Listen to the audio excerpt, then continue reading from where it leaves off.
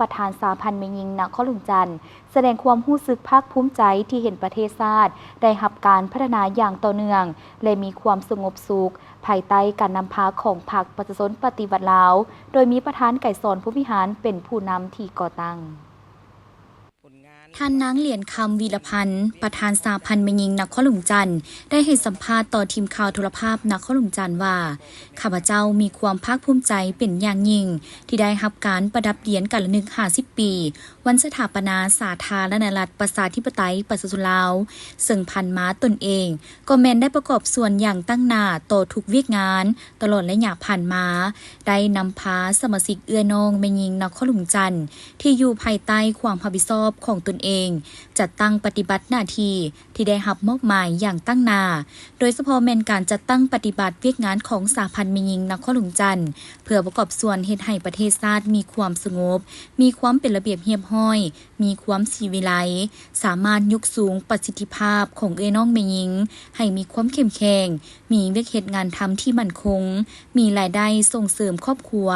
ว่ารวมแล้วข้าพเจ้ามีความภาคภูมิใจที่เห็นประเทศชาติได้รับการพัฒนาอย่างต่อเนื่องและมีความสงบสุขภายใต้การนำพาของพรรคประชาชนปฏิวัติลาวโดยมีประธานไก่สอนผู้วิหารเป็นผู้นำพาก่อตั้งพร้อมเดียวกันนี้เนื่องในโอกาสวันสถาปนาสาธารณรัฐประชาธิปไตยประชาชนลาวครบรอบ50 ปีและวันเกิดของประธานไก่สอนผู้วิหารครบรอบ105 ปีขอตั้งหน้าให้สาพันธ์แม่หญิงนครหลวงจันทร์ก็คือเอ้ยน้องแม่หญิงขอแสดงความรู้บุญคุณอย่างสูงต่อพรรครัฐและอวยพรไซอันประเสริฐมายังการนำพรรครัฐการนำนครหลวงจันทร์ที่ได้นำพาประเทศชาติให้มีการพัฒนาอย่างก้าวหน้าจงมีพลานามัยสมบูรณ์สืบต่อนำพาประเทศชาติให้เจริญหุ่งเฮืองวัฒนถาวรเจ้าสบายดีข้าพเจ้าเหรียญคำวีรพันธ์ประธานสาพันธ์แม่หญิงนครหลวงเวียงจันทน์มื้อนี้ข้าพเจ้ารู้สึกเป็นเกียรติและก็ภาคภูมิใจเป็นอย่างยิ่งเนาะที่ได้รับเกียรติได้รับการประดับเหรียญกา50 ปีในวันสถาปนาสาธารณรัฐประชาธิปไตยประชาชนลาวครบรอบ50 ปีที่ใกล้จะมาถึงนี้เนาะก็ถือว่ามื้อนี้ก็เป็นมื้อหนึ่งที่ข้าพเจ้าดีใจที่สุดเนาะในการสร้างผลงานหรือว่าการประกอบส่วนเวียกงานรอบด้านต่อกับพรรคก็คือรัฐบาลเนาะโดยเฉพาะกับแม่นข้าพเจ้าก็เป็นสังกัดอยู่สาพันธ์แม่หญิงนครหลวงเวียงจันทน์ก็เห็นได้ว่า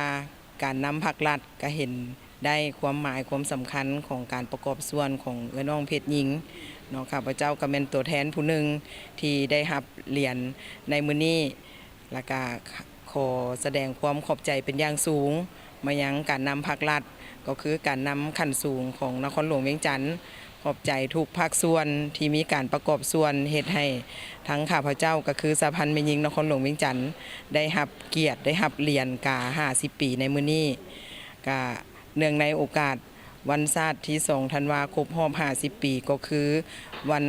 เกิดของท่านประธานไก่สอนพรหมวิหารครบรอบ105 ปี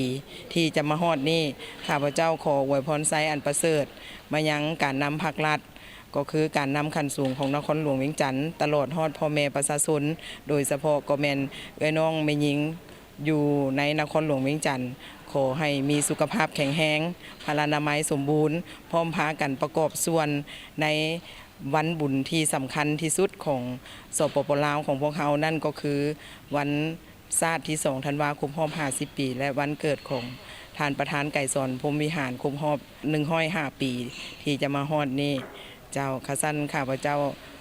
กะบ่มีหยังเนาะกะขออวยพรไซอีกเทื่อนึงให้ทุกคนมีแต่ความสุขความเจริญเนาะเจ้าขอขอบใจ